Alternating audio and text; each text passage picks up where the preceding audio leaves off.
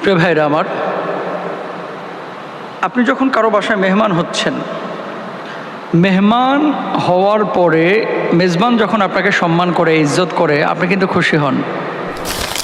পৃথিবীতে এমন কোনো মানুষ নেই যার ঘরে আপনি মেহমান হয়েছেন, মেহমান হওয়ার পরে মেজবান যদি আপনার যথাযথ খেদমত করে, টেক কেয়ার করে, দেখাশোনা করে, দেখভাল করে, সম্মান ইজ্জত করে, হাদিয়া তোহফা দেয়, খাবার দাবার ঠিক মতো অ্যারেঞ্জ করে, কোনো মেহমান কিন্তু মেজবানের ওপরে অখুশি হয় না, সবাই কিন্তু খুশি হয়।